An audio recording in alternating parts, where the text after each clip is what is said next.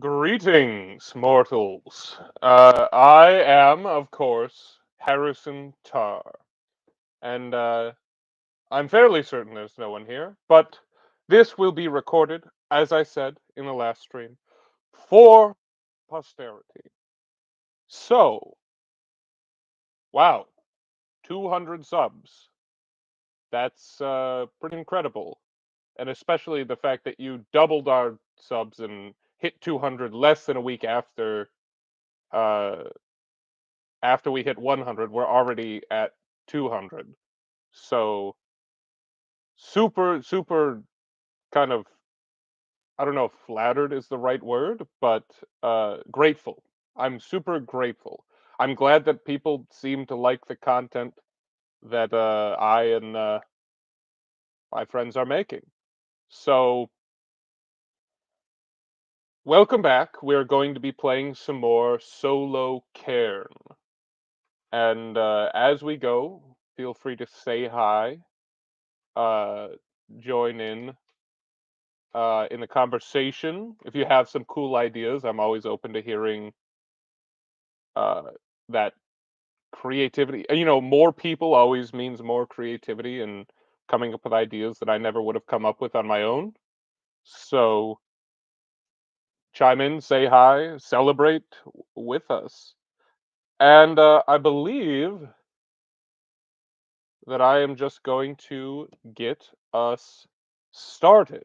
So, if you were not present or did not catch the last stream and did not see or dive into the Google Doc that I posted on the at Tabletop Sandbox Twitter, let me give a brief recap of what happened last stream.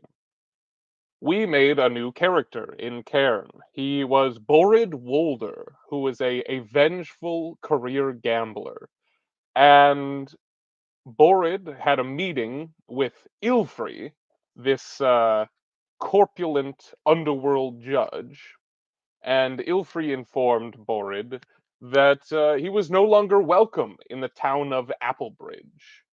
Uh, and the underworld was no longer accepting of him, and if he came back into town, it would be bad news for all involved. Uh, Mostly Borrid, though. So, I figure we jump on that thread that's already been established, which the thread specifically being, where is this? Where did it go? That's too far back. Where are we? Where are my notes? They're gone. Oh, I was there already. Wrong page. So the thread, Borrid's transgressions against the underworld of Applebridge. So I'm gonna write that down on my new page of notes. Borrid Wolders transgressions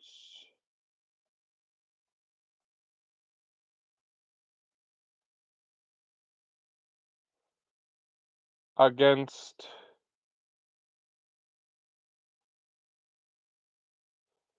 the criminal underworld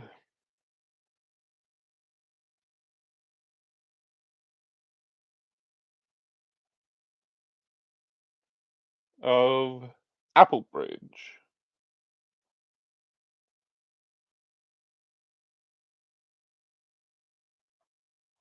And Applebridge is the town that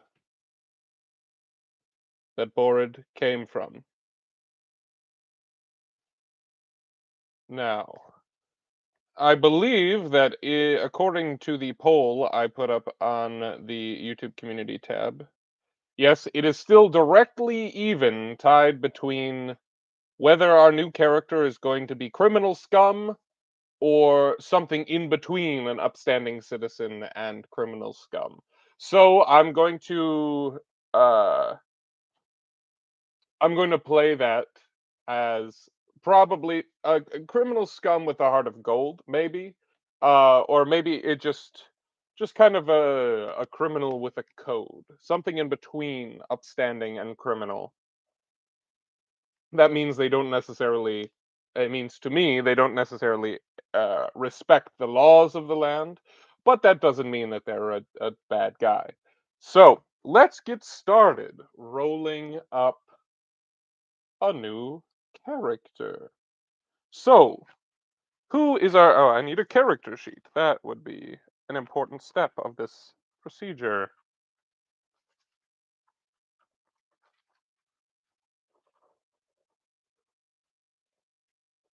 Welcome, welcome.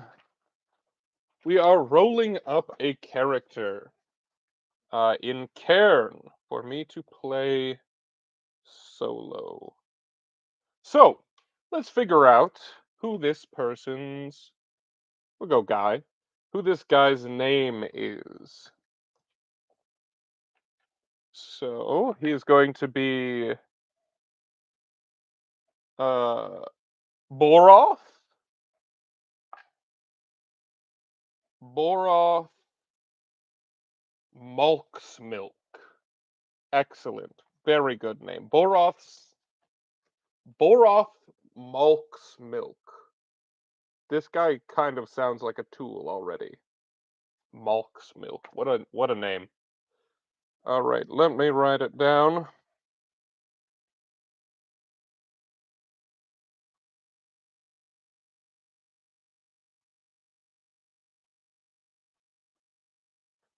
Boroth Malk's Milk. Now let's learn a little bit about our friend Mr. Malk's Milk. What is his background?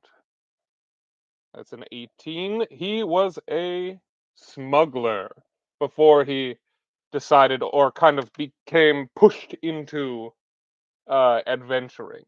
So I'm writing that down. He was a smuggler. That fits with our criminal underworld, but not necessarily evil dirtbag kind of deal. So we have Borrid, Mulk's Milk, a smuggler, and then let's roll some character traits. I've got my D10 here. I'm gonna roll some character traits. A 2, we are gonna learn about a detail of his skin. His skin is round. What does that mean? To have round skin? That is round, like a round face? But no, there's a category for face. I don't know what that means, so I'm just gonna ignore it. And we'll roll another trait. Maybe it'll make sense later. Let's figure out what his physique is. Maybe this will bring it into clarity. 5. He has a rugged physique. That doesn't really fit round skin, in my estimation. So I'm going to write down rugged physique.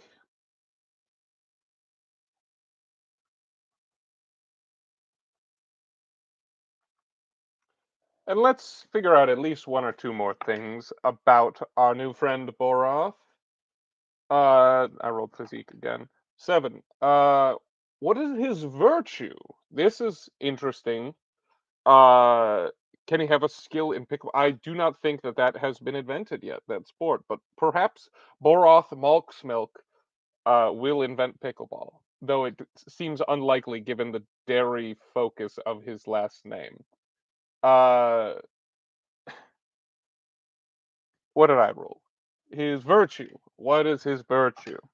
His virtue is that he is uh cautious, which is very funny because I have a character in a campaign I'm running who is also uh named Boroth and is cautious. So, but that player doesn't really play Boroth as terribly cautious. Got his neck bitten by a zombie in the last session because he decided to mid-combat loot a mysterious body, missing eyes, and what do you know? Got his throat ripped out. One more thing. 5. His speech. What is his speech like? That can help.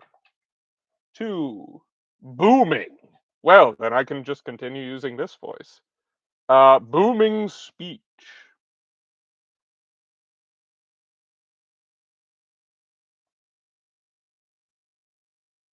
Alrighty. So we've established the smuggler with rugged physique, who is cautious and has booming speech, who may invent pickleball. Uh, but let's see if we can make it past the first session before he starts inventing new games of sport. Now we need to do some stat rolling, I believe. Oh, age. Let's do age. How old is this cautious smuggler? How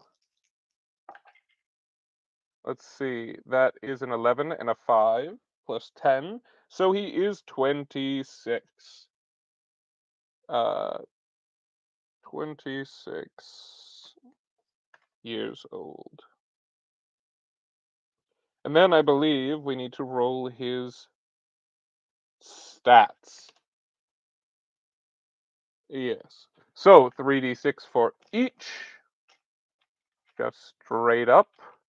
No do-overs, though we do get to switch two of them at the end. Ooh, not bad. That's a 15 in strength. That is very good start that we're off to. Not so great follow-up. That is a 7 in dexterity. And come on, save me in willpower. That's a 10 in willpower. So he's let's see. Do I want to keep it like that? High strength, low dex, average willpower. Hmm. This is a cautioned man, but he has a rugged physique and booming speech. That makes me think I like strength where it is, as being high. So, uh, yeah, let's just keep it at that, I would say. Let us go move on, and oh, we have to roll his hit protection. Do not. 3. Middle of the road. Not great. But I'm keeping his strength high, so that could prevent future damage. Um, Now I need his. What do I need? Inventory. So he's gonna start with 3 days of rations, just like everybody,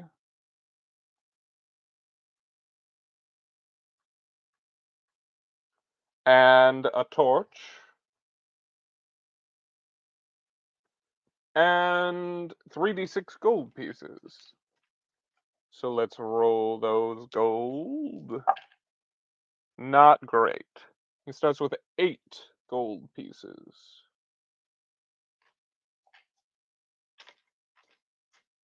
So, inventory. We need to know what he's got on him. Armor.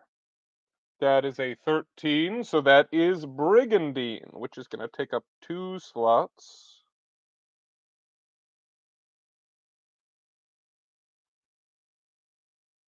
Because it is bulky, but it gives him. How much armor? Is that just 1? I think it's just 1 for Brigandine. Yes. Only 1 armor, but that's 1 less damage he will take every time he takes damage. Next, we have helmet and shield. Are we lucky enough to get one of those? 19, we are. That's not a helmet and shield, but it is a shield, which is going to take up an inventory slot, but give us an extra armor. So we get 2 armor.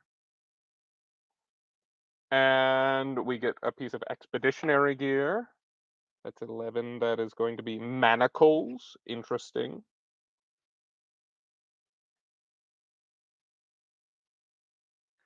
Now, manacles aren't too bulky, so I would be open to kind of mixing those with something else. If we get another small piece of equipment. Uh, for tools, he gets some caltrops. I'm actually going to mix that in the inventory slot with manacles. Caltrops. Because I think those are both kind of lighter weight bits. And then a trinket, which won't actually take up an inventory slot, maybe. He gets twine. So I'm going to write that just in my notes. He has some twine. Not too much, but it could be helpful. And let's see if what we get for a bonus item. That is an 18, which is a spell book. We get to roll a spell book. I get to roll a D100. I am excited about this. Starting with the spell book is interesting. 33, I get a spell book of Gate. Ooh, let me look in the back. What is Gate? A portal to a random plane opens. A portal to a. Okay. Well, I'm going to put Spellbook of Gate. That seems like something that could derail this campaign immediately. Opens a portal to a random plane. A portal to a random plane opens. That is ridiculous. Wild to start with that item. Uh, but let's see. Do we get anything else? I think that's all. That's it. That's all. We are ready to go with Boroth Malksmilk, our new adventurer with 15 strength, 7 dex, and 10 willpower. Only 3 hit protection. A smuggler with a rugged physique and booming speech. Cautious. 26 years old. Well, let's see what the heck Boroth is up to. So I'm going to generate a random event to get us set on our first scene. And I don't know if because Cairn is designed for adventurers going out and adventuring in the wilderness. So I don't know if we're going to actually be within Applebridge, whether we're kind of adventuring in the criminal underground of Applebridge, or if we are going to uh, well, let me just stop talking and roll. So our event focus is going to be 64 on a PC negative. Great start. So Boroth is not going to have a good time, whatever this event is. Let's roll to see if the setup. Well, we don't have a setup yet, so I'm not going to roll to see if it's modified. We're just trying to figure out what the heck it is. So I'm going to roll the event meaning action. 11 is persecute. Oh, I'm starting to see why it might be negative for Boroth. And 60, persecute misfortune. Okay, so what immediately jumps to mind for me on that is that uh, Boroth, who is a smuggler, uh, is being persecuted for a misfortune he has had. What immediately jumps out to me is that uh, he had a shipment that was supposed to come in, something that people wanted or needed, and it hasn't come in. And because of that, the people who needed it have kind of assumed that Boroth has betrayed them, uh, or he's wronged them in some way. He promised it, it hasn't come. He's in dire straits, and I think this is a perfect kind of impetus to drive Boroth out of Applebridge and into this land of adventure. And I do have a blank hex map, and so at the very center of this hex map, or ish, a center-ish of this hex map, I'm going to write a 1 in a circle, just like this. And I am going to label that in the corresponding page uh, for locations as Applebridge.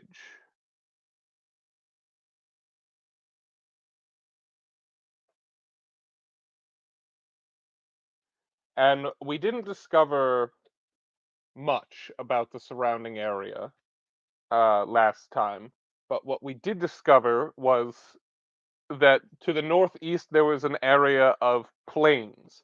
And so I'm actually going to whip out my colored pencils and do a bit of arts and crafts because I've found that being a terrible artist, the best way to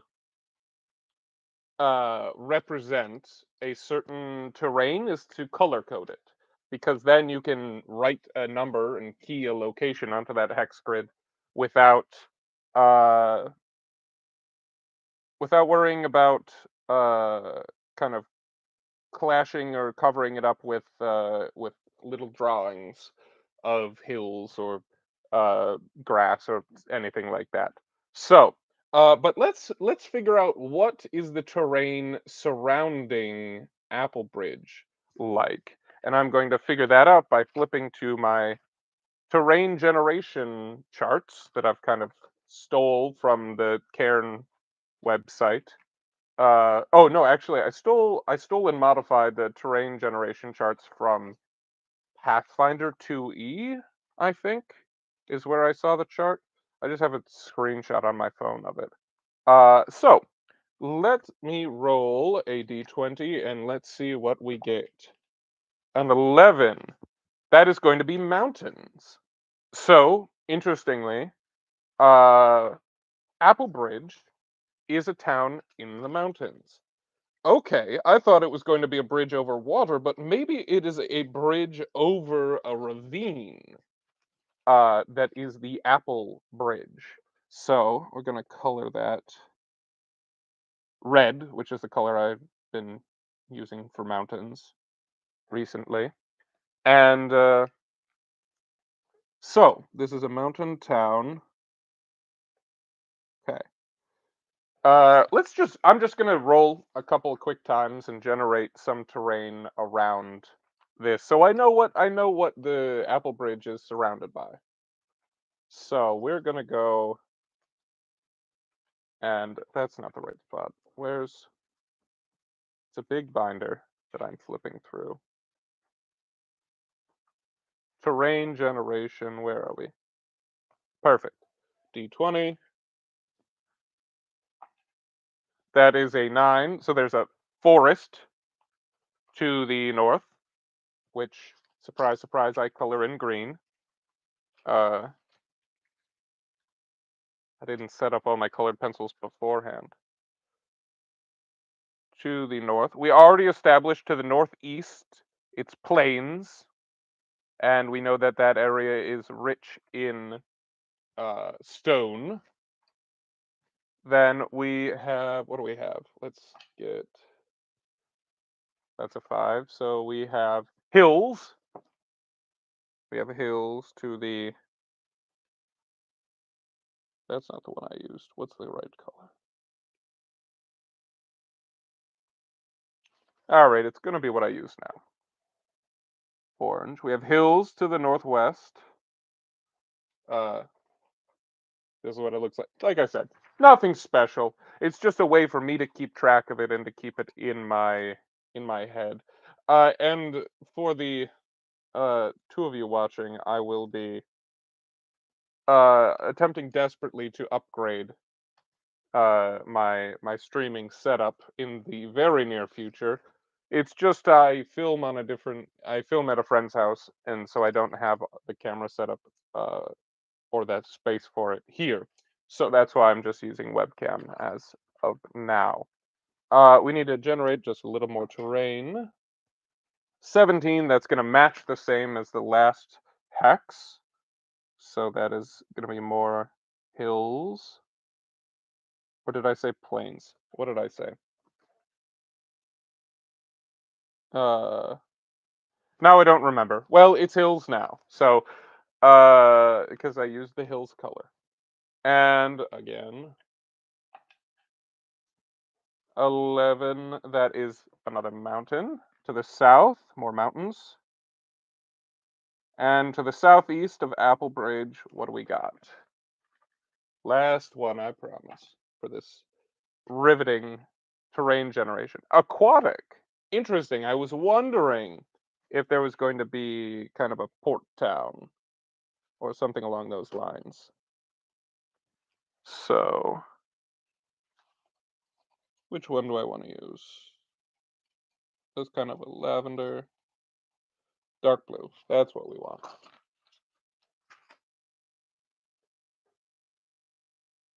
Alrighty. So we get a sense of our surroundings, doing a little world building with Applebridge at kind of the center of our map, and some hills, some plains, some forests, and some more mountains around. So, hmm, Boroth is being prosecuted for his shipment not coming in, which I assume would be coming into the port, because I've decided now that Applebridge is actually on the northeastern edge of that hex. And so, uh, where does Bora flee to? Is he a man? He's a smuggler. Has he actually spent any time on the water? Is he experienced in such, or does he just receive shipments via the water? I'm going to ask the fate chart that is part of the Mythic Game Master emulator, which is I'm using as my oracle. I think it is somewhat likely, so a 65 or lower. Yeah, 53. So he has had some experience on uh on the water. Let me ask, is he a sailor? Is he kind of an expert at this? I think that is very unlikely. So this is going to be only a 25% chance. Nope. So he's just had a basic waterfaring experience.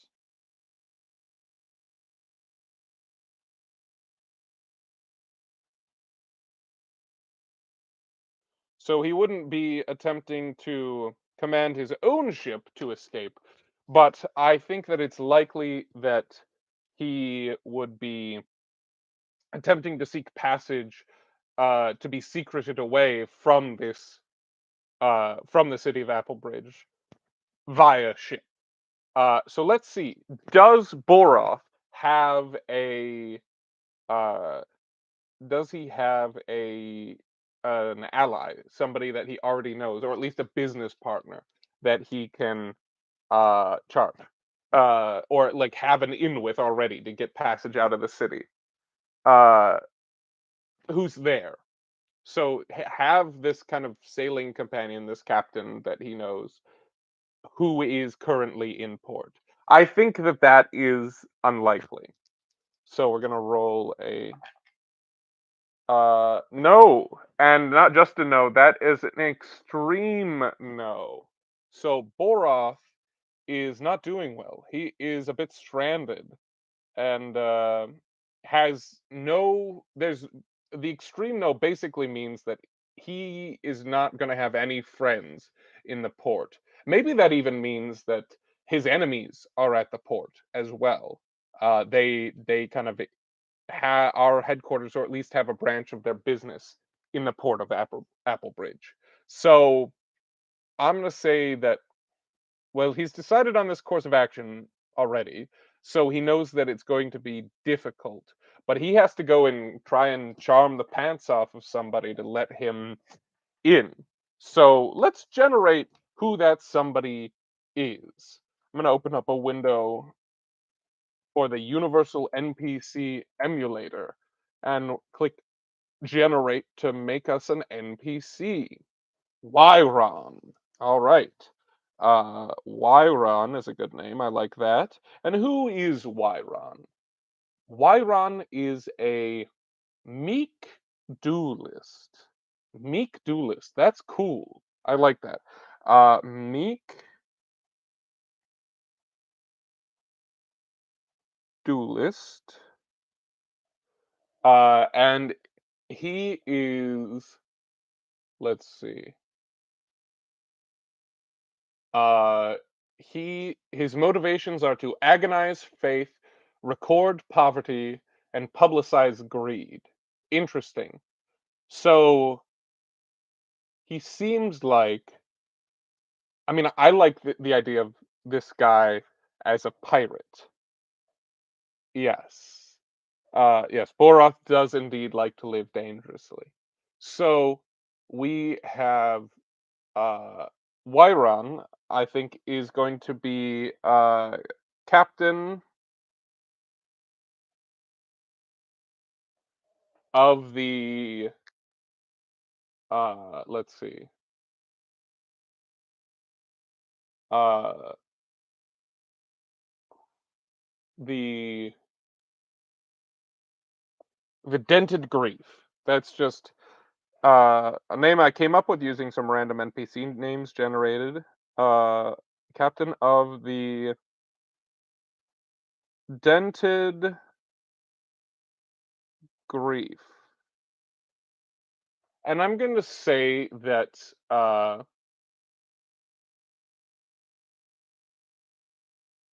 so his motivations are agonize faith, record poverty, and publicize greed. So he is the publicized greed thing. I think that he's really projecting this idea. I think he's a pirate. And so he's projecting this persona of somebody who is a treasure seeker.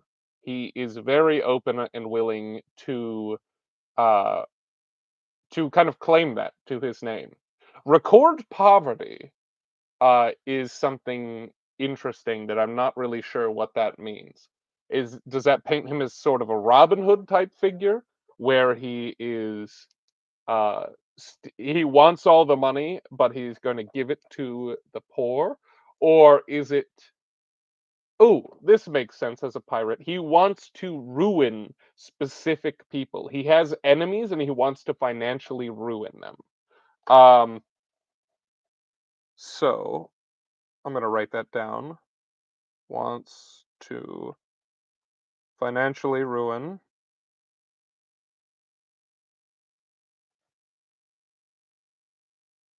enemies, whoever they might be.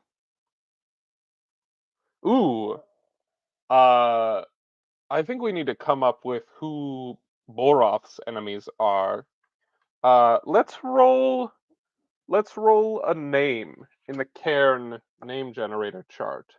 I think this is a family. I like the idea of it being a family, and so I'm gonna roll on the surnames chart. Five. Cormac. The Cormac family in Applebridge. Okay, so the Cormacs. Um, Now, an interesting question I have. Uh, so I'm gonna write a scene. I'm gonna set up a scene. Uh, Boroth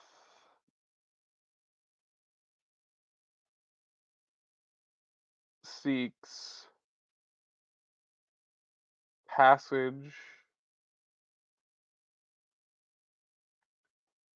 from Applebridge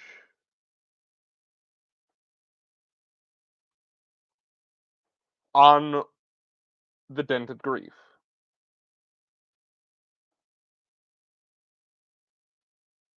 which is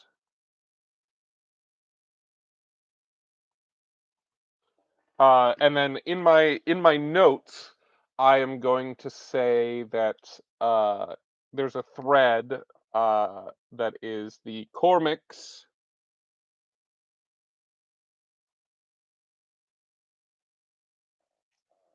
feel that Boroth owes them a blood debt.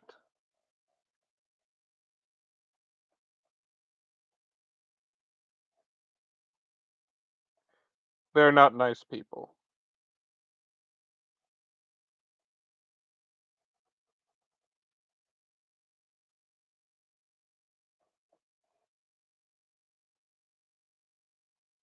And a blood debt for a missing shipment.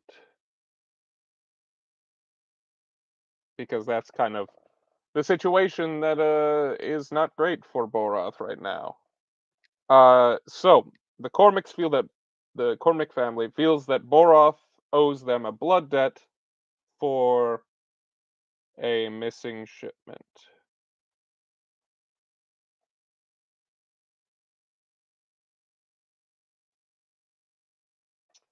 I'm starting to kind of get ideas about what Borrid our recently deceased other adventurer did to get people mad at him, but nothing's really solidified yet, and we don't need to rush that. Uh, but the question I want to ask is, are these enemies that uh Wyron, the captain of the Dented Grief, wants to ruin? Is that the Cormacs? Uh, these people seem like not nice people, and if Wyron has been around here, and means that he is kind of his strength is very much under control, and the agonized faith thing, that's interesting. I haven't fully decided. Uh, oh yes, I'm assuming the Cormacs are a powerful family, and not well known in Applebridge, powerful in Applebridge. Uh, but let's see. Is this the enemies that Wyron wants to financially ruin?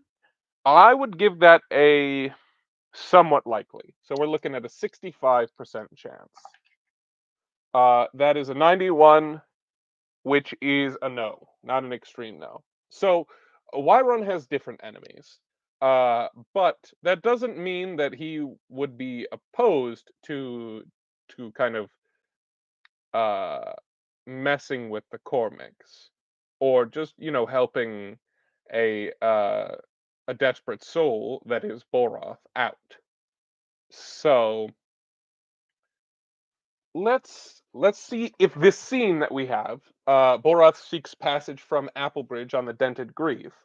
I imagine we see kind of Boroth sneaking down to the docks. I imagine because Applebridge is in a mountainous area, that Applebridge is kind of built up along the side of a mountain as it kind of comes down and meets the water, and then there is kind of a bridge between this like big gap uh, that connects two portions of the town in the mountains that you can kind of see from this bay that approaches it. So let's roll a d10 and see if we alter this scene. If there is an interrupt scene or just an altered scene. One. That is, yes, that is going to be, and it is an altered scene. So let's see what the random event is that uh, that changes this scene setup, because it is an altered scene. It's not an interrupt. So first we roll the event focus, which we get 55. Close a thread. Close a thread. So the only two threads we have are Borrid Wolder's transgressions against the criminal underworld of Applebridge, and Cormacs feel that Boroth owes them a blood debt for a missing shipment. So that is something that the GME, the Mythic Game Master emulator is good for, is throwing a wrench into what you expected to be the normal kind of course of play. So let's figure out the action and subject of this event. 59, that's going to be agree. Agree to what? Agree on what? 86. Agree hope. Agree to hope. Agree on hope. Uh, hope to agree. Agree on hope.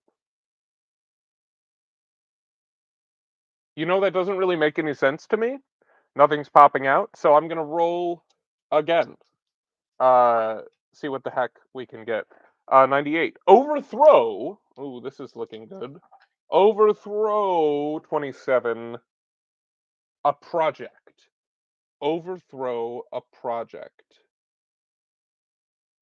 So, uh, let's see. Is this Borrid Wolder's project that is overthrown, or is that the Cormacs feel that Boroth owes them a blood debt that is overthrown?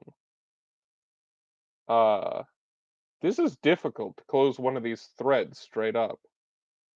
Um,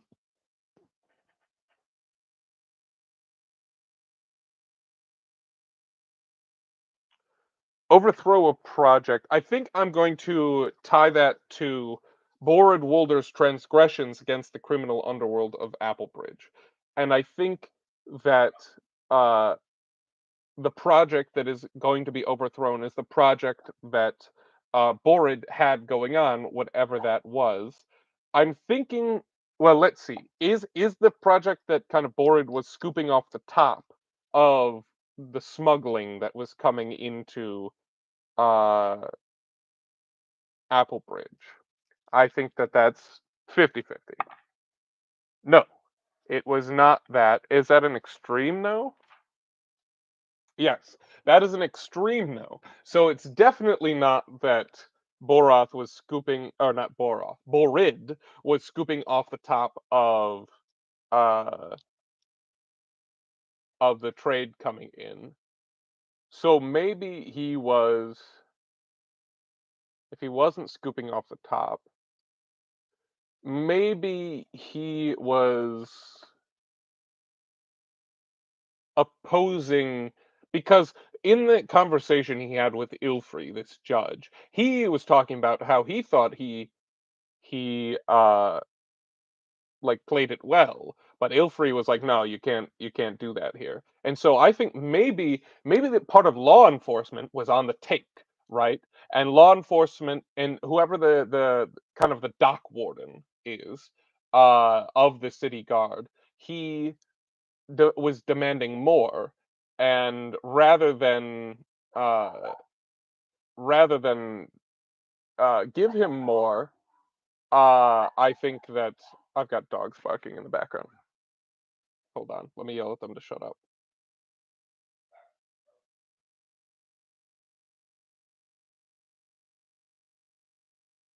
All right. Uh, what was I saying? Oh yeah. Rather than up the take or up the pay to grease the wheels of this dock warden, Borath decided to just off the guy, and so I think that the what did we say? The overthrow of a project is I think that maybe that guy survived the hit attempt. So let's come up with a name for that guy. I am gonna write down Agonized Faith under Wyron,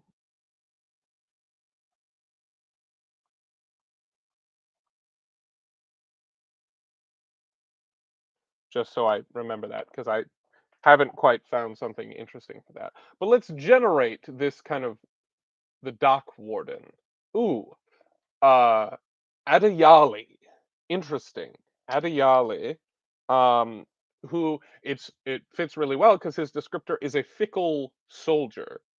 I'm just going to change that to uh, fickle dock warden. Um, or I'll keep it as I'll change it to fickle veteran.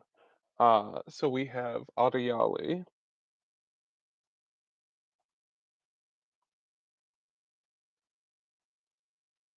fickle veteran,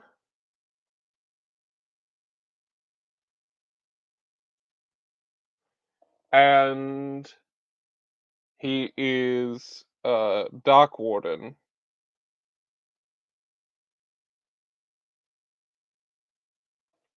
in Applebridge.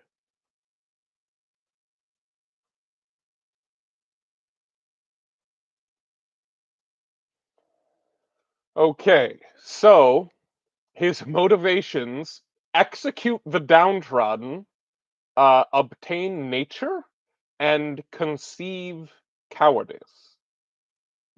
That's a fitting kind of descriptor for this kind of dock warden who is on the take, I think. Execute the downtrodden is rough. Obtain nature, I'm not really sure what that one means yet, but then to conceive cowardice, I think that that just means that he is at heart this, he's not a brutal or strong-willed man. He would much rather have other people do his dirty work for him than obtain nature, obtain the weed. Yeah, maybe he has a drug habit that he needs to feed. Uh, yeah.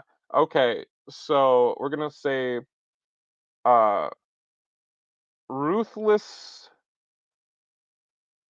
coward with a natural drug problem.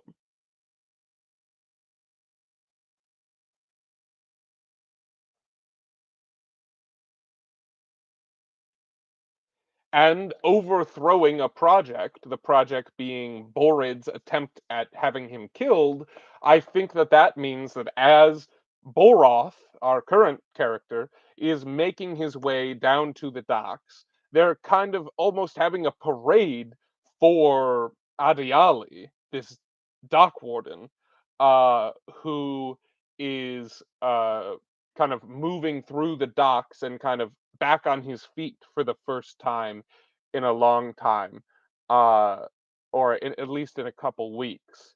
Um, and yeah, so I think that there's kind of a procession of like city guard or town guard here at the docks that makes it very difficult for Boroth to kind of make his way to where he needs to go to meet with Wyron, who is this potential way out of the city.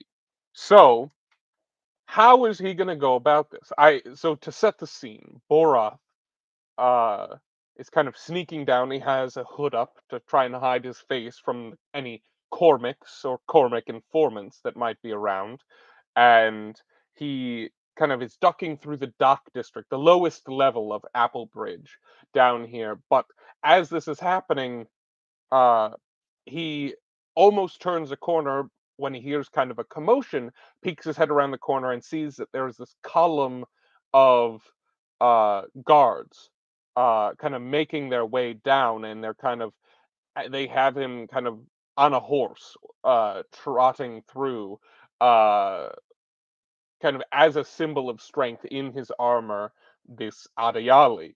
And let's see, do Boroth and Adayali have a history? I'm gonna give this a 50-50. Uh 10. Yes, they do have a history. Let's see. Was was Boroth punished by the law uh at the hand of Adayali? I'm gonna give this one a 50-50 too. No, he was not, and in fact, that is an extreme no. So they have a relationship that is actually perhaps beneficial. Maybe not that they're friends, but oh, this makes sense. Boroth has done business with him in the course of his smuggling. So I'm gonna create a new thread, and I'm gonna say uh, Dayali uh, has facilitated Boroth's smuggling.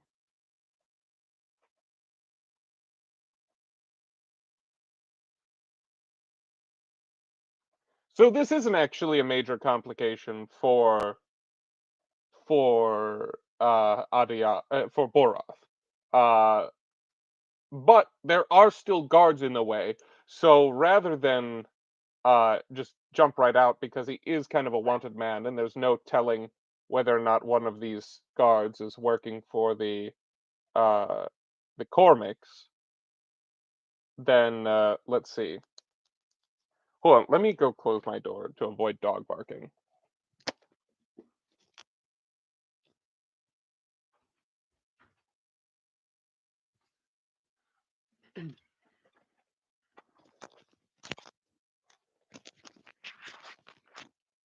So I'm going to say that Boroth decides to kind of tuck himself out of the way and maybe just stay close enough to kind of observe and see, hey, is my coworker or my associate Adayali, is he actually okay? Are we going to be able to continue business, or am I going to have to find a new person to kind of am I going to have to schmooze the new dock warden to get my smuggling in and out? And in that process, let's see if Borroth has enough dexterity to not be seen by anyone. Uh, so I'm gonna roll a dexterity save, which I have to roll a 7 or lower. That is a 19. That is a failure. So Borroth is noticed by somebody. He's not too slick or too smooth. But the question is this somebody, a person who would care, or that would be negative for Borov? I think that because we rolled for this, I think it's somewhat likely. So this is 65% chance. No. Okay. So I think that the person who notices Borov is Ariale, and he kind of looks and looks curiously at this person who is perhaps normally able to walk the docks without any kind of skullduggery because he has an arrangement with the dock warden, uh, and is just a little curious. So I'm gonna create another thread. Uh, Adeyale knows Boroth is in a predicament.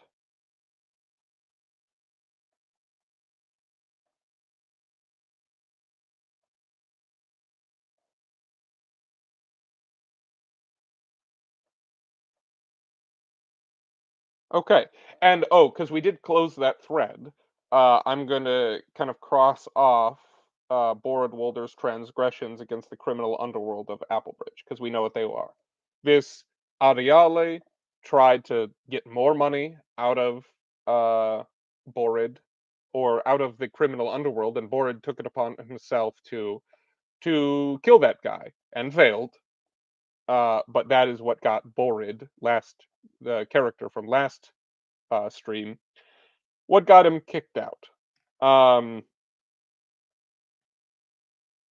but I think that that being resolved, Adiali kind of notes this and knows a little bit more about Boroth's current situation, and then Boroth is able to kind of wait for the column to pass and then make his way to the dented grief, where he kind of uh, calls out, "Hail! I seek uh, I seek passage upon your ship. May I speak to the captain?"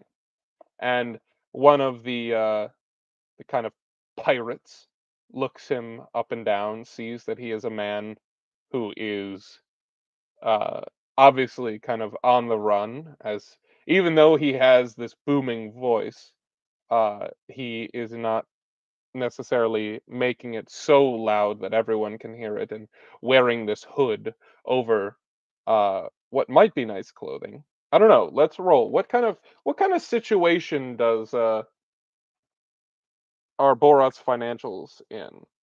Let me roll for his clothing. This is in the Cairn rulebook.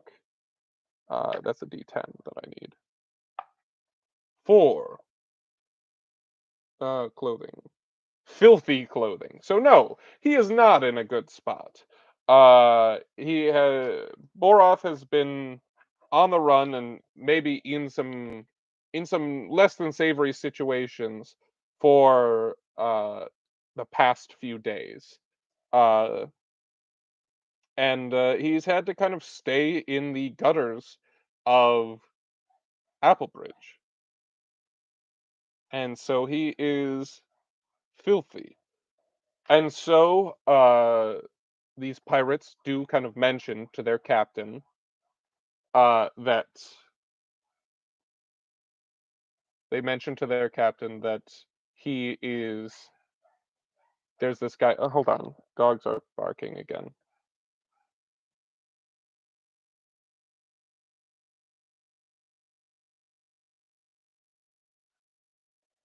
Okay, so he goes and this meek duelist of Wyron kind of slowly makes his way down. Because he's a duelist, see him having a rapier at his side. Not the most common weapon for a pirate, though who knows? Maybe it is common around these parts. Uh, and he kind of looks up and down the filthy figure of Borath and says, "Well, what is it you want?" And Borath says, "I require passage out of the city, subtly and as quickly as possible, please." "Well, I'm amenable to making a deal, but first, tell me, who are you associated with? Do you have an organization or a family that you are a part of?" And this is kind of Wyron's way of testing to make sure that this guy isn't one of his enemies or associated with one of his enemies. And let's see. Is I think that Boroth is kind of a free agent, and thus he has no support to go to in the city, and that's why he's fleeing. But it's possible that he has people that just aren't powerful enough to stand up to the Cormacs. So I'm going to roll. I'm going to say that it's very likely that he's a lone agent. So I'm going to make that a 85. Uh, yes, he is a lone agent, and so he replies, "I have no I have no family. I have no organization that I claim to be a part of. I am merely a smuggler, doing my best to make my own way in Applebridge. But the situation has become untenable, and so I must take my leave of this place, at least for the time being, and seek out something that I am owed." And this is, I think that the only way to kind of come back and be okay in his home is if Boroth can go out and retrieve this shipment, uh, and get it back and get it to the Cormacs, to kind of settle his debt with them in a way that doesn't require the shedding of his own blood. So, how does that sit with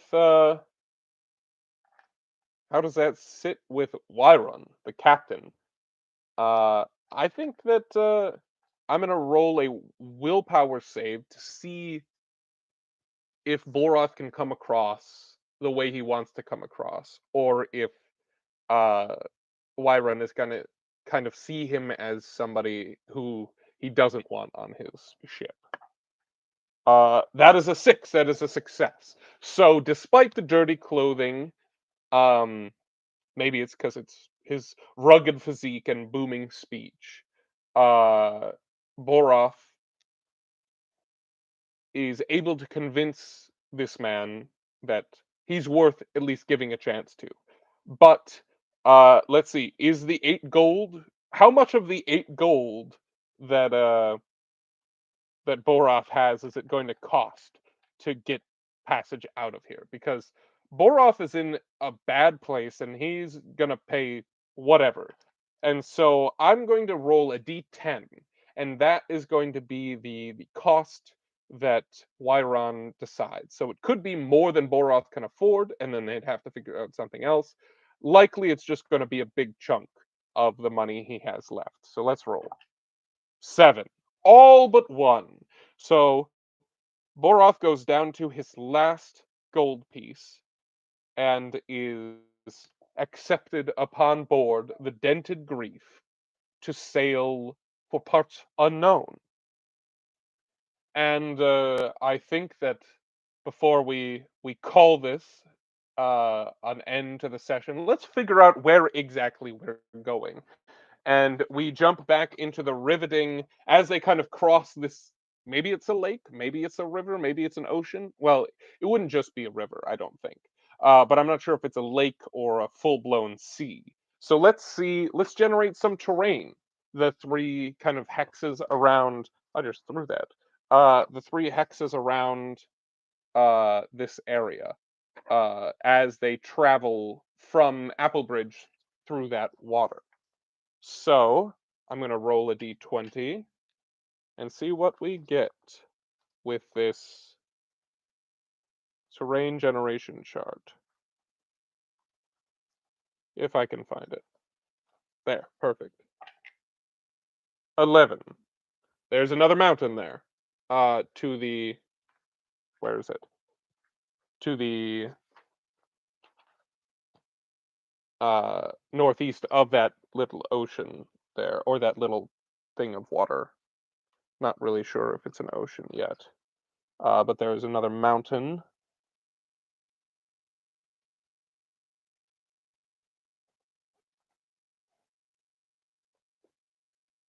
Then let's see to the southeast. We get a 1 that is plains. It's not looking likely that we're going to end up with a uh, uh an ocean. This is probably just a small lake. These hexes are 6 miles across, because that's kind of the standard for hex scrolls. And an 8, that is a forest. So no, it is an enclosed, um, it is an enclosed region, or an enclosed lake. Uh, but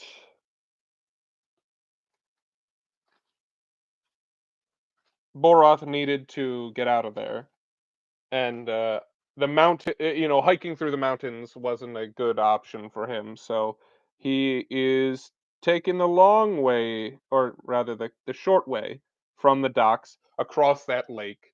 I'm going to say that it's kind of enclosed by the mountains. It's a very steep when you come to Apple Bridge. So uh, now let's see, which direction is the dented grief heading? Is it heading to the plains to the north, the mountains to the northeast, the plains to the southeast, or the forest to the south? I'm going to roll a d4 to decide what their heading is, where Captain Wyron is headed. 4, the forest to the south. Okay, cool. As they are crossing through this section of water, is there anything that occurs? Or rather, I'm going to generate a feature for this hex. So I'm going to roll a d20. If it's a 15 to 20, it's nothing, but otherwise I will let you know. That is a 14, which means there's a settlement? Interesting. There's a settlement on the lake. Well, I guess let's learn a little bit about this settlement, and maybe that can start to make sense to me. Uh, Settlements. What's the size of this settlement? I will roll a d12. This is what size? This is a keep. Interesting. A keep on the lake or under the lake. Yet to be determined. The inhabitants. Let's roll and see what kind of inhabitants we get. That is a 9, which means they are human inhabitants. Interesting.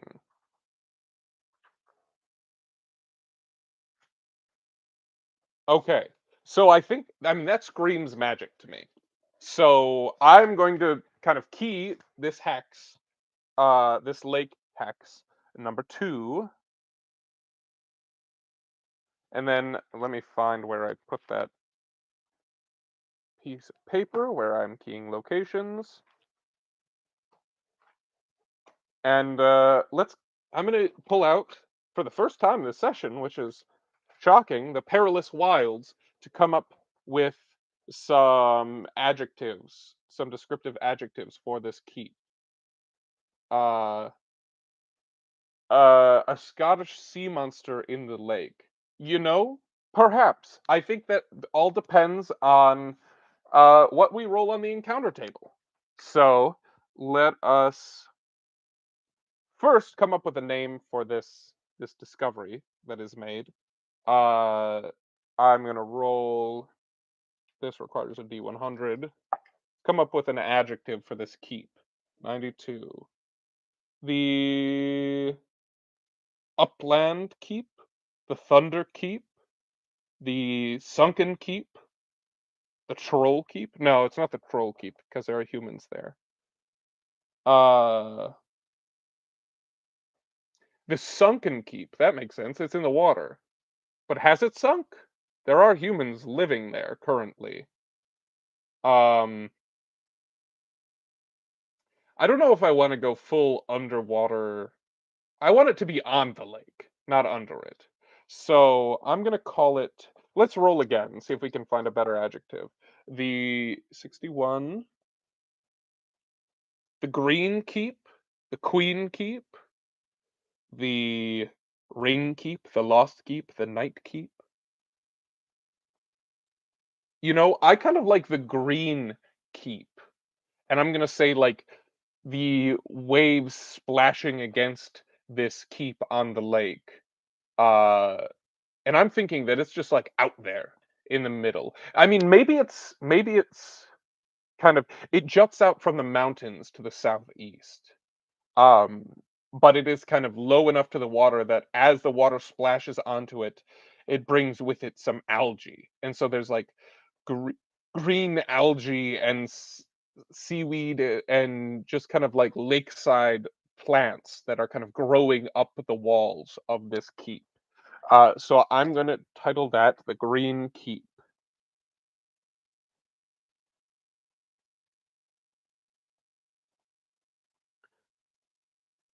But we are surpassing the Green Keep. This is just something that I think because he rolled well on his willpower save, Boroth does get to be up on the deck, at least sometimes. He gets sent back below deck if there are any ships passing near, but he's able to be up there and he sees this green keep glittering with this sea vegetation to the southwest as they move toward their destination of the forest to the south.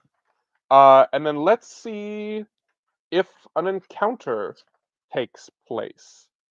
Let's do a roll on the counter table. D20 as they're traveling. Cocked. Natural 20, which means encounter. Okay, so there is an encounter. Let's see. I'm gonna roll a discovery in the Perilous Wilds. Or no, I'm gonna roll a creature because creature encounter means creature to me. Let's see who do they see and if we can somehow make sense of it. Maybe here comes that sea monster. That you were talking about, Kevin. 11. That is going to be a monster. Excellent. 9. A rare monster. It is going to be 8. A beast plus an oddity. So, I'm going to make the executive decision. Let's see. It could be an airborne beast. But it's not an earthbound beast, so I'm going to roll again. It is an airborne beast rather than a water. No, I'm going to make the executive decision to make it a water-going beast. Just for you, Kev. 12. That's a whale. Interesting. Now I have to roll the oddity. What is the oddity? 3. Web network system. So the oddity that applies to the whale is that there's some kind of web network or system. Is this um a spider whale uh for web? Is there it was a network? Does it have a network with other whales in the lake? A hive mind whale? Yeah, it's also weird that there's a whale in a lake. So I think that might just be what people call it, and it's not actually like a weird whale. Yeah, I do love that we can create things like that. All right, let me just roll, because I'm not entirely sure what it means, but I'm gonna give it a 50-50 shot. Is this a spider whale? Whatever that might be. 51? No. Just barely no. Okay. Um, so on to network. Hive mind whale. What would that mean? Uh, I like the term mind whale. Let's see if it's that 50-50. Yes. Extreme yes. So this is a whale that is, I would say, kind of the kind of how mind flayers have an elder brain. This whale is like, or whale-like creature is like the elder brain of some kind of creature that lives within this lake. Um. Uh. s- So I'm gonna write down. I I guess this would just be under notes because I don't think this counts as an NPC. Uh. Let me come up with a name for this lake. Region. Let's see. I'm just gonna look for a good adjective. 41. Hmm. Goblin Lake, Lowland Lake, Endless Lake. It's not endless. It's very small, actually. Uh, Hell Lake. I don't know. I'm gonna roll again. None of those jump out at me. 52.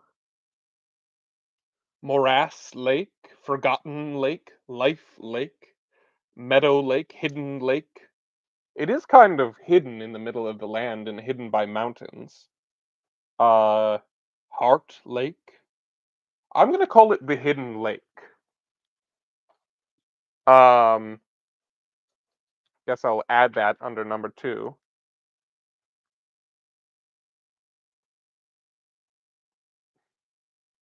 The Hidden Lake. And then in my notes, I'm going to write the Mind Whale of Hidden Lake.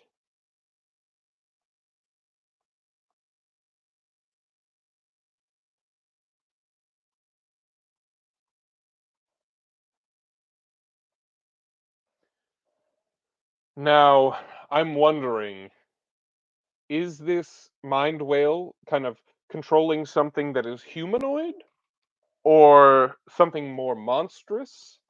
So I'm gonna roll another creature to kind of determine what this whale is about, like what it is the hive mind of. What kind of creature. So let's see. 10 of a monster,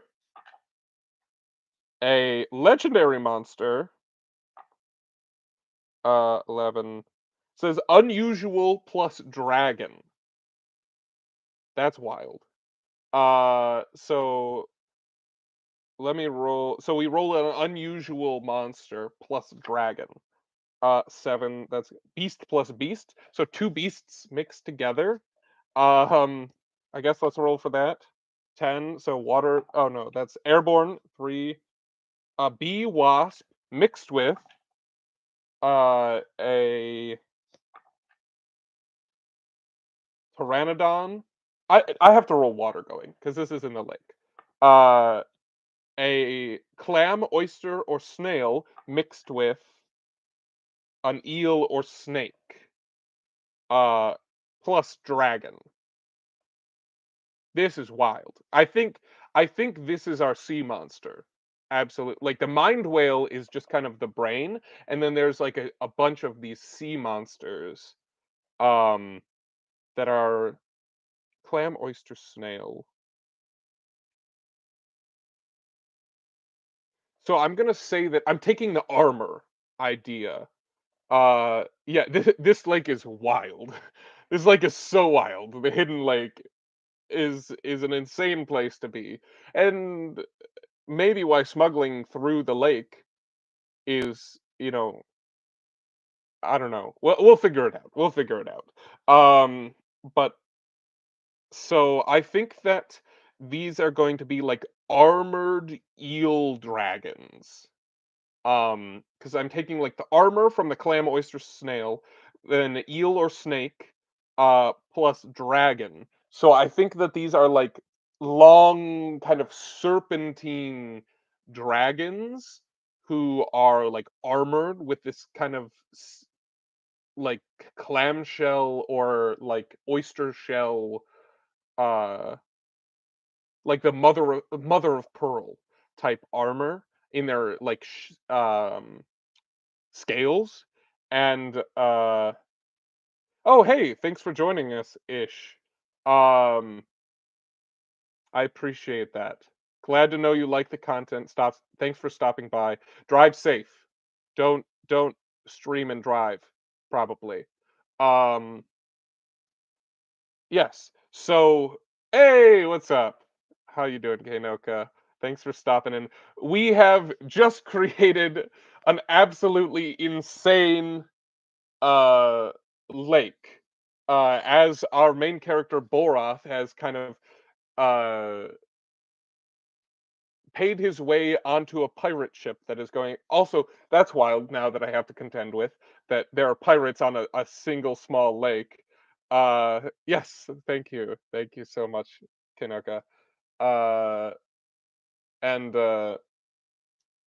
we've had just a wild time developing the creatures that live in this lake. So currently there is a mind whale, or this kind of, yeah, the mind whale of Hidden Lake, and he is the hive mind of a swarm of these uh like dragon eels that have mother of pearl scale armor, uh which is really wild. But they did not encounter these kind of weird serpents that I will have to come up with a name for. But they did encounter the mind whale itself. And I'm wondering, is this like a peaceful, like, wow, look at the majesty of a whale, or is this um like a, oh no, it's the mind whale, we're all going to die? So I think it's a 50-50 shot. So I'm just gonna roll for that, and let's see what we get. 51. So I didn't decide which one it was. Uh, what was the question I asked?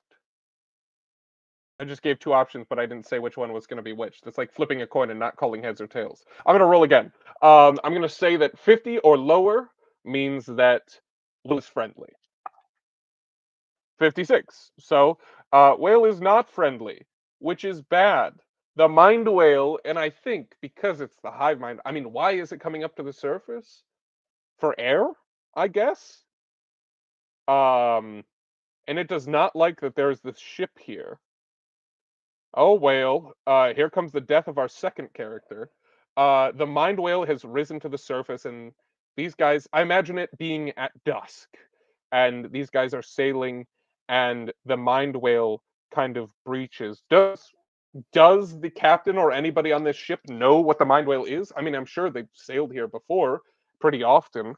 Uh, so let's see. I'm gonna say that it's likely that somebody on the dented grief knows what the mind whale is. So I'm going to roll. This is a 75% chance. 78. Nope.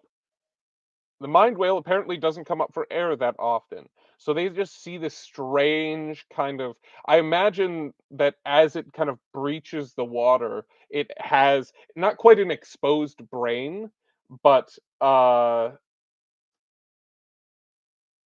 it's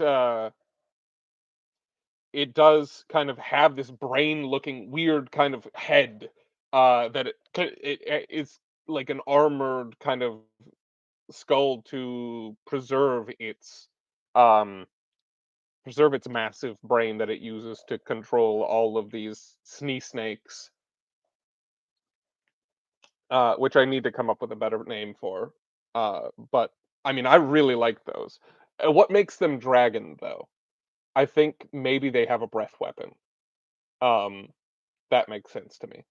But they've got to be smaller than the whale. It wouldn't make sense for the hive mind to be significantly s- l- like smaller than the creatures it's controlling. That's just conceptually, it doesn't play well in my brain. So they'll be, I mean, who knows? About the size of a man, maybe 20 feet long. Uh, we'll figure it out if it comes to it. But the mind whale is breaching. Maybe not for air, but for I don't know. I don't know what the mind whale wants, but it does not like that this ship is so close. Uh, what do the people do? They see this weird alien whale-looking creature with a big brain. Um,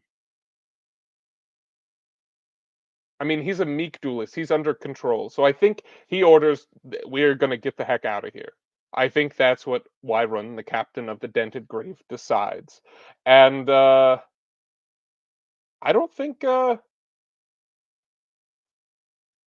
don't think Borroth really has much to do with this. I mean, he's freaked out.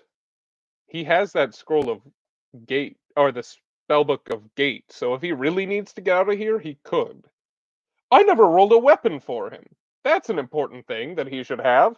Let me roll. Let me roll a weapon for Borroth. What do we get for a weapon for Borroth? 3.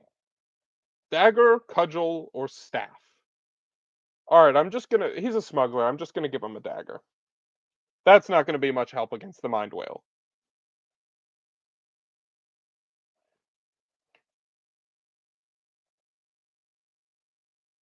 Yes. The See a weird whale with a big brain, you leave. That's just common sailor sense. Uh, dagger.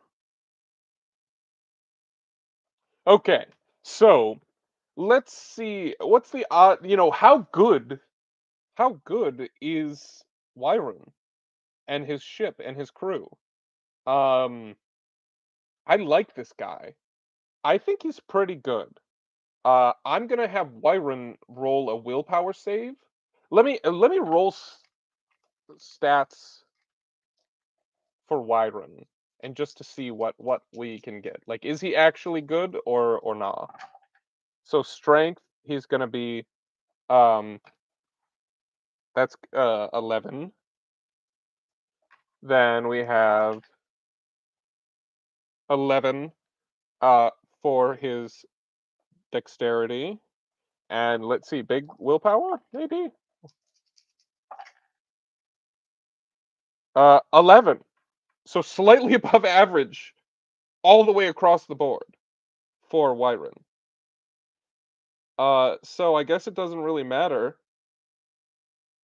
what I roll. But I do think that this is a willpower roll for him to command his crew to get the heck out of here in a timely fashion without being caught by the mind whale. So I'm gonna roll a willpower save for him. 9. That is a success. So I know this is probably not how you typically would play, but hey, maybe Wyron is another PC that I take on. Maybe if this goes well, Wyron is another character that can kind of join the crew with Boroth if their kind of goals align. Because right now Boroth is just trying to get out of there, and eventually perhaps regain that shipment. But who knows? Maybe that won't be enough to maybe that won't be enough to make good with the Cormacs, and so Boroth might have to abandon Applebridge or, come back to plot the downfall of the Cormacs. But yeah, so I think they see this weird whale and everybody kind of rushes to the side of the dented grief.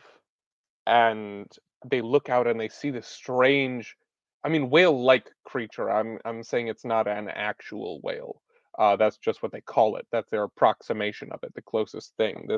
This aquatic, large creature with a weird brain-looking thing, and everybody kind of crowds to the side, confused because nobody on this ship has ever seen such a thing, and they probably didn't even know that such a large creature existed in this lake. I'm sure people have dealt with the kind of sea snakes, the sea dragons, with armor, but nobody, or maybe they haven't. Maybe this whale just arrived from another plane, from a portal that opened up in the bottom. That's a cool idea. I'm gonna roll to see if that's true. 50-50. Has the whale always been here? Yes or no? 50 or less is yes, it's always been here. 75, no, it hasn't. So I think that there's some weird extraplanar stuff going on, and that's why nobody has seen the whale before, the mind whale. And so maybe people haven't dealt with the sea snakes before, but they're about to. Applebridge is in for a rough time dealing with sea snakes, mind whales. But Boroth is leaving Applebridge behind and probably leaving all this behind. And so, because it is this mind whale, I imagine it has this kind of psychic power. It's like the elder brain kind of deal. And so it kind of breaches, and everybody goes to the side and they're like, what is that? And then it just kind of decides that it does not like this nearby ship and starts letting off this psychic disturbance, and everybody is kind of like clutching their heads and falling to the deck of the ship as some people sprout nosebleeds, some people are bleeding from their ears as they're like registering this psychic dissonance as sound. And the captain Wyron manages to keep it together and starts going and tearing people up by their collar and sending them back to work and barking commands, and everybody kind of you know lowers the sail to catch the full wind. And yeah, yeah, welcome. We're at 100 less than a week ago, and now we are at we've hit 200 less than a week later. It's a big jump. And thank you very much, Red Wonder. Thank you for joining us as well. Uh, yes, Mind Whale is like, this is my lake now. You get out of here, and psychic blasts go off everywhere. Uh, thank you, Kidney Thief. Your username is I would say it doesn't necessarily put me at ease. And if we ever meet in person, I'm going to be keeping a close eye on my kidneys, but I appreciate the support. Uh,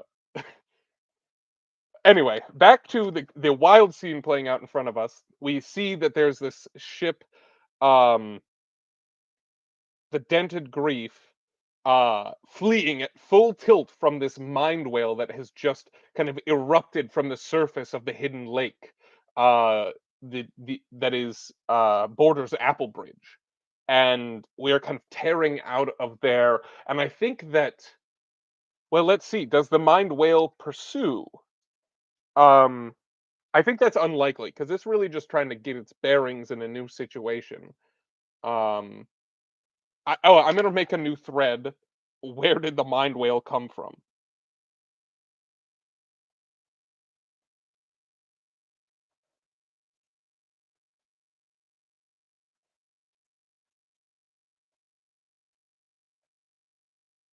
So we have this whale. He doesn't like it. He's just trying to get his bearings, and he is trying to scare off this ship, which is working. So I think that it is very unlikely that he will pursue, or there will be any pursuit. 58. No, there is no pursuit.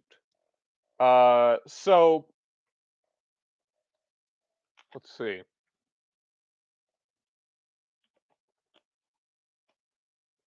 They managed to flee.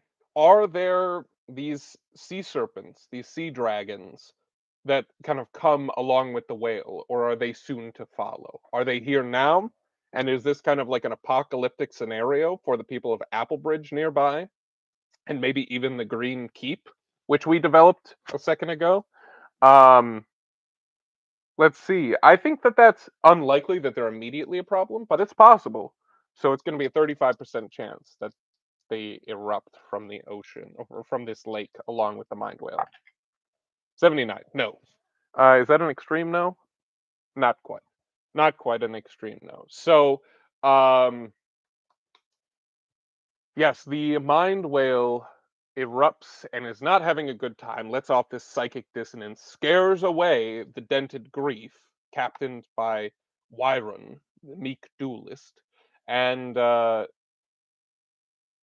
there's a lot of confusion going on, I would say.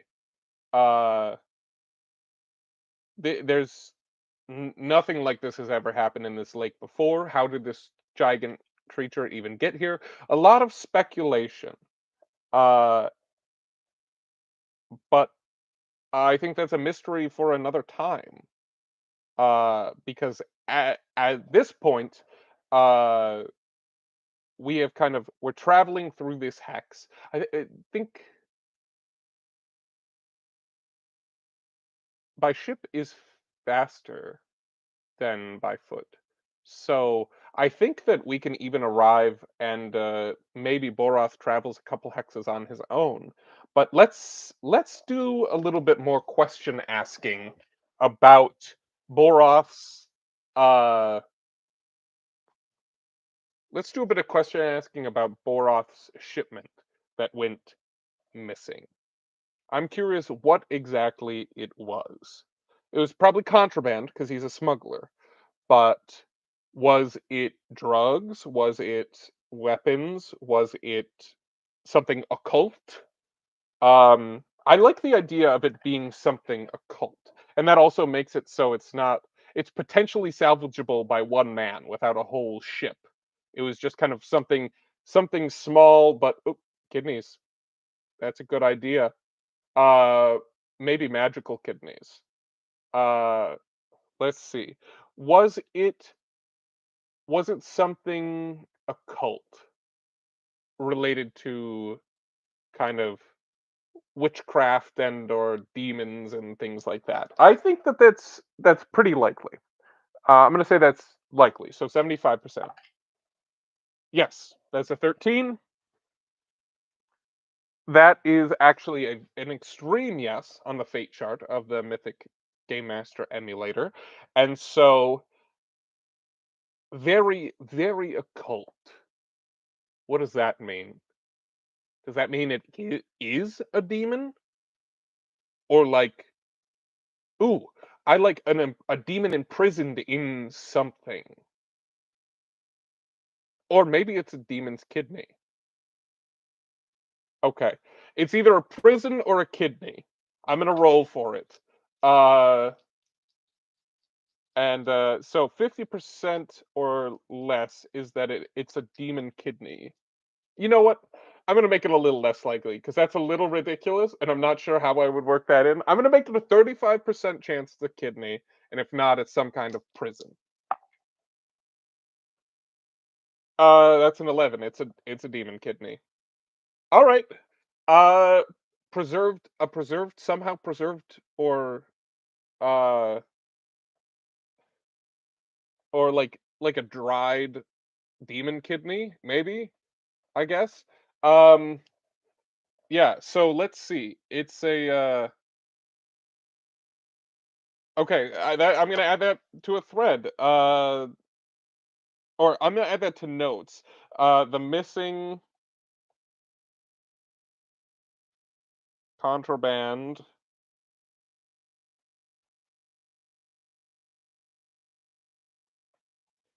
is a demon kidney.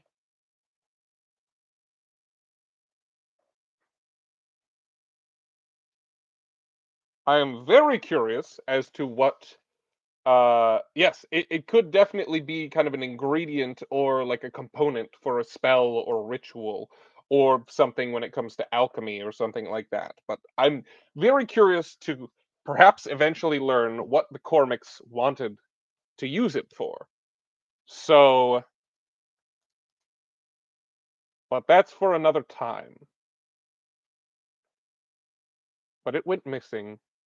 I initially thought maybe Borrid had something to do with that, but no, we decided that he just tried to off the dock warden. So I really don't know what happened to his missing contraband or how far up the line it got stopped. Um, but let's see. I think that as after they escape the mind whale, it doesn't take them too long. Well, let's see. Let's see. Does Wyron care enough about Boroth? Is he just a curious enough person to wonder what Boroth has going on? I think that's very likely. I'm gonna say so. That's an 85% chance that he's like has a conversation with Boroth about why are you running? Why are you running? Yes. That is a 44. So after they escape the mind whale and kind of the tension is broken as it kind of slipped back beneath the waves and they find themselves at a safe distance where they no longer are feeling the psychic dissonance that was kind of put out from the mind whale. uh I think we kind of see them both, Boroth and Wyron, kind of standing at the edge and talking about why Boroth is in the situation he's in, and talks about the Cormacs and has like how what has I think it's very likely that he's heard of them, but has Wyron had significant interactions with the Cormacs at Applebridge? I'm gonna give this one a I'm gonna give this one a likely 75%. 69. Nice. Yes, he has. Uh, were those reactions favorable? Did they work out, or were they at least not bad? I'm gonna say that's very unlikely because Cormacs are kind of turning out to be bad folk. So, or actually, this is a new scene, so I think the chaos level uh has gone up. So this is a higher percent chance. So this would be a 50% chance. Yeah. So he Wyron has had a bad experience with the Cormacs. Um I'm gonna make a note of that.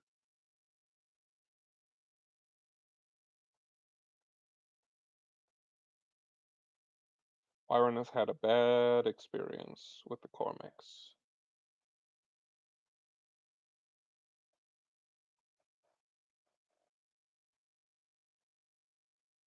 So I think they kind of bond over their dislike of the Cormacs, and I think Wyron is pretty sympathetic to Boroth's situation, dealing with that powerful family who is really not people that they enjoy being with. Uh, and well, I decided that Wyron kind of had a British accent. It was reserved and professional. Um, does Boroth kind of open up that he is a smuggler and that he's missing contraband and that was kind of the whole thing? I think that's likely. I'm just gonna make that decision because he's my character, so that's what I'm gonna do. Um, Boroth kind of tells him, "Well, there was a piece of contraband that I was attempting to have smuggled into Applebridge for them, but it just didn't go well. It never arrived, and they took it personally. Apparently, it was very valuable to them, very useful for some reason or another. And, well, I feel that perhaps my only method of recourse of existing peacefully within Applebridge once again is to retrieve that missing contraband, figure out where it's gone, and, well, get it back to them." And I don't think this is enough for Wyron to kind of jump in, throw his lot in, especially because he's running the ship across the lake. I think he's probably going to go off and investigate this mind whale that has appeared. But he's kind of, I think they bond a little bit and they kind of have this favorable relationship. And the potential for adventures together in the future. So I'm going to say that they part ways.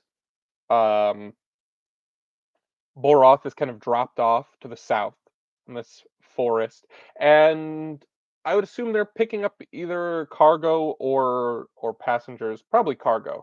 I'm gonna roll for that. Say 85. Yeah. Uh, so they're picking up a significant amount of cargo at this dock, or maybe I don't know. Is it like smuggled cargo? Is it contraband? I think it's possible. 65. Yes.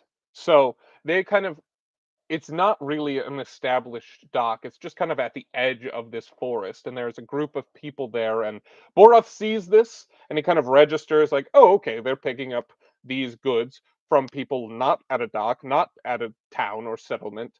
These people are literally just have crates on the edge of the woods, and they're about to load this, onto the ship. You know what? I know what this is going, and kind of the less I know, the better in these types of situations, plausible deniability and all that. And so he bids farewell to Wyron and uh, heads off into the forest, looking for kind of any thread. Well, he's going to go and talk to kind of the last stop before his shipment was supposed to reach the lake. And let's see, how lucky are we? Is this going to be in this hex or a nearby hex? I don't know. I think it's unlikely. Which with the current chaos rank is 50% chance. Hey, but yeah, it's nearby. It's not an extreme yes, so I think it is going to be a bit of a walk. But I think it's kind of at the edge of this forest on the plains. And so I'm going to say that there's probably a settlement in the plains there, which let's come up with a name for as I tag this 3. So I'm going to go back to my Perilous Wilds, come up with a. Where did I put Perilous Wilds? Here it is. Come up with a place name. Let's see. So it is going to be the adjective noun. What do we get for our adjective? 14. The broken? 30. The broken fear. That doesn't quite make sense. I want a new noun. 17. The broken dagger. I do like that. Okay. I'm not sure if that's a settlement, but it is certainly a place. And so I'm going to key that location, number 3. Uh, the broken dagger. Maybe that's kind of a mountain or a monolith, and it appears like a broken dagger. Um,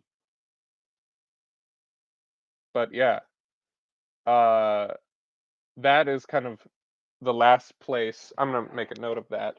Uh, broken dagger is the last stop.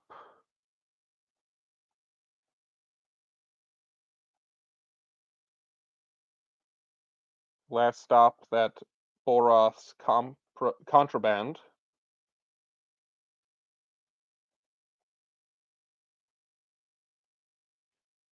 makes before it crosses the Hidden Lake.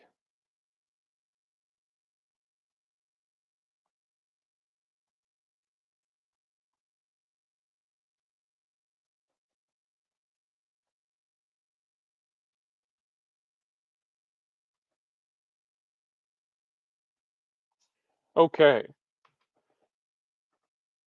Sounds like a bar with a secret fight club too. Maybe it is. Maybe I mean, or maybe it's a whole settlement and there is a bar with a secret fight club as part of it. It is definitely a place where contraband is uh loaded onto ships, so it is not necessarily a bastion of justice and law, to be sure. But I think that Boroth is going to set off and hike through this forest.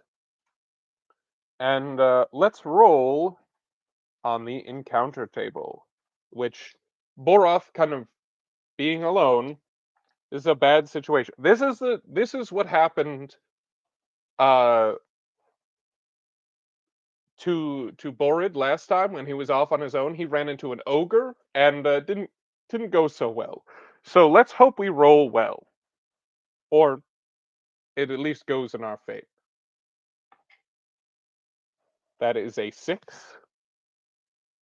which means it is quiet. That is ideal. Uh, it might have been cool to discover a location or feature, but I'll take quiet. I'll take quiet.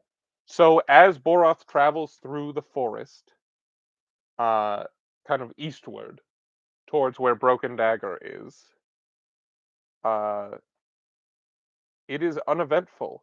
And let's figure out exactly what Broken Dagger is. I'm going to generate a feature uh, on my kind of custom table. So let's see. What is this? It is a landmark. Okay. And let's see what kind of landmark it is. 5. Plant-based. Interesting. Broken Dagger is a plant-based landmark. Do I like that? How can I make sense of that?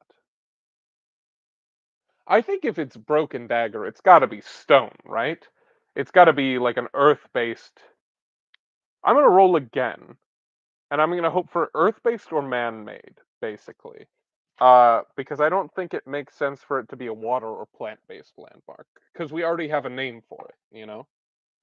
That's water-based, doesn't make sense. That's earth-based. Okay, so it is a natural formation. It is kind of a peak. Uh, as we kind of get onto these plains, it is a broken-looking spire that is about the kind of size, or not the size, but it's about to the scale. It has the right proportions to be a broken dagger blade. Um, and there's got to be a little something going on around it. But let's roll for size to see uh how big the whatever it is that's cropped up around Broken Dagger, this kind of peak in the middle of the plains. Uh, what has actually cropped up around there? How big it is? That's cock. 7. That is average. Okay, so is an average sized contraband situation, or is it an average sized settlement? If it was an average sized settlement, it would be a town, a whole other town. I don't know if I want to deal with that. I think this is an average sized hideout. And so it's just it's mostly hidden underground around the dagger, and there's maybe like a few huts that are visible above ground. But there's kind of like an underground bunker, and there's a place where they can use vegetation to hide contraband before it goes on the lake. But I think this is on the coast of the lake, or pretty close to it at the very least. And so there's kind of this guy who's the harbor master of the Broken Dagger, who maybe it's just like a single house, and he has like a place where he can hide contraband. But let's learn who this guy is. Uh, so we generate. Uh,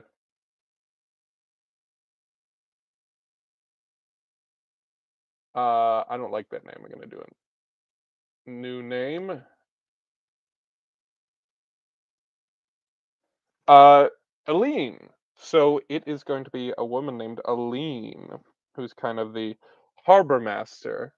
Uh, and the descriptor again fits really well. Corrupt artisan. I like that.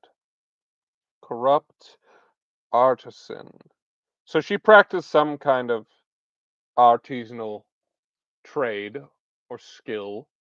Um, Her motivations are complete vigilance. I like that. Damage industry. Maybe that's undercutting the legal industries with her illegal industries. And conquer success. That makes a whole lot of sense to me. All three of those, straight up. So I'm just going to write those down. But we have another scene on our hands. So we have to see um, if it is interrupted or altered after I write this down. And again, to generate NPCs, I'm using the universal NPC emulator. It's une.danconley.net. Uh, Damage industry and conquer success. She's an ambitious woman.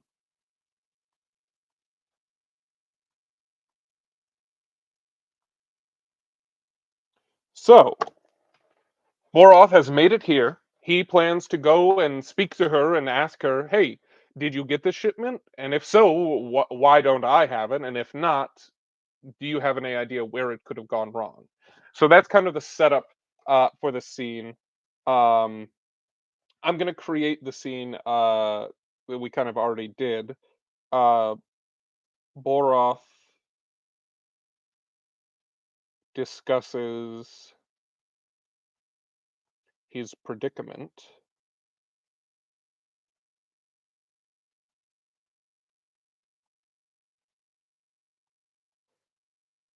with Wyron, the captain.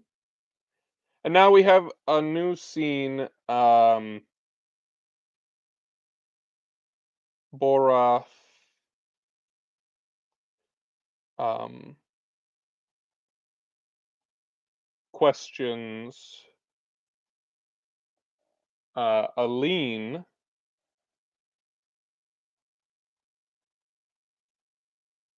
at Broken Dagger.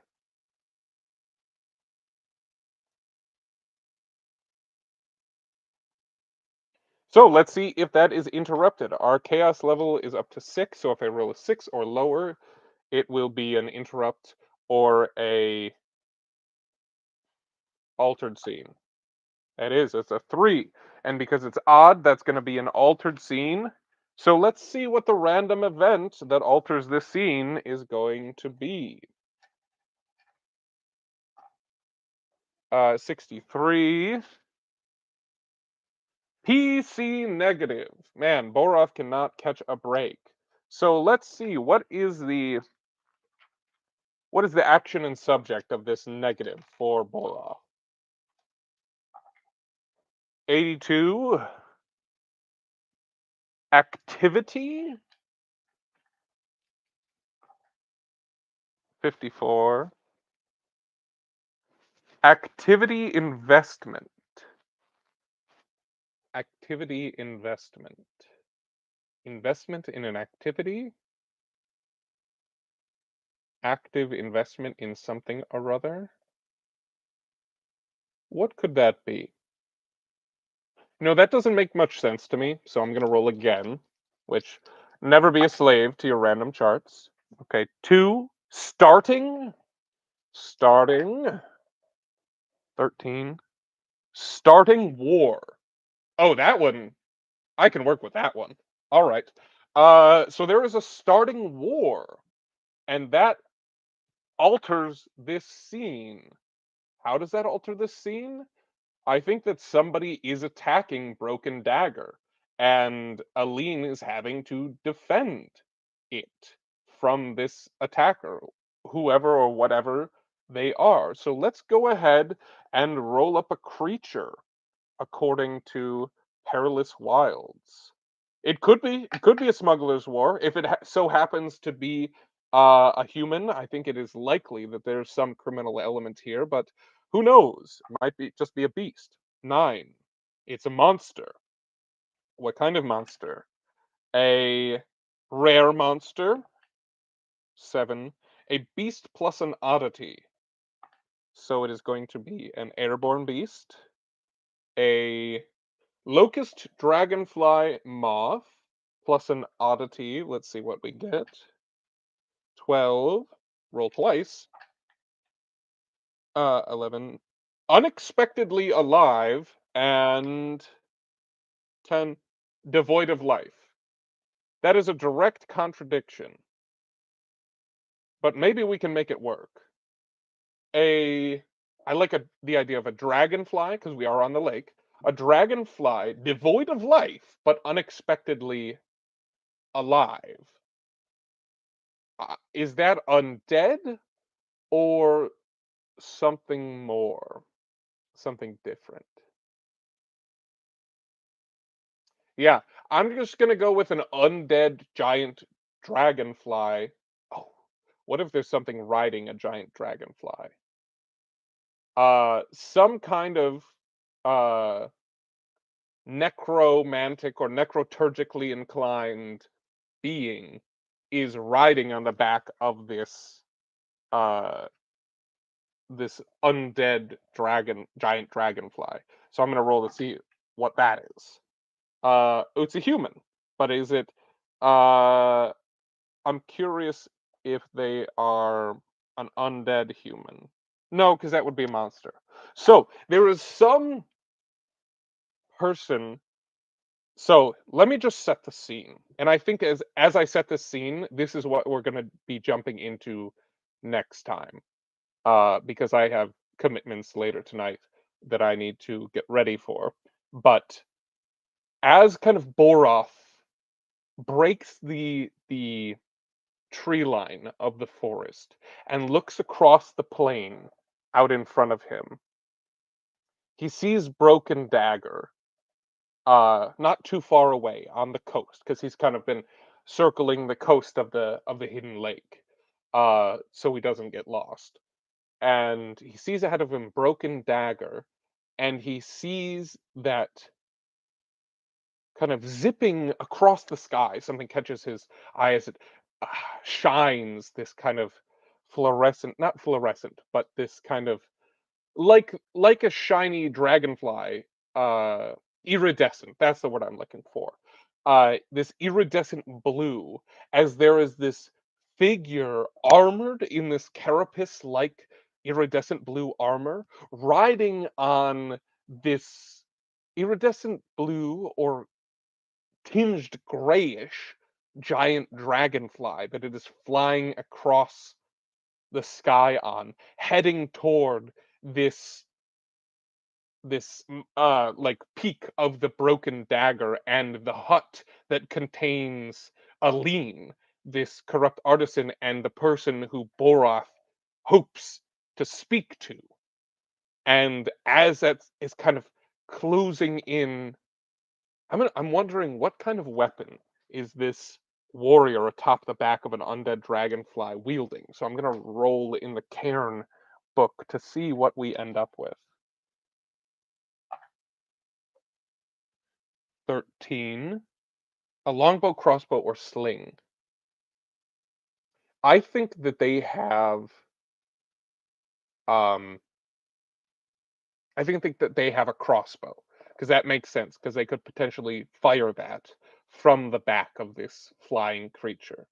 And who knows if it is a mundane crossbow or something greater. And so that is interesting.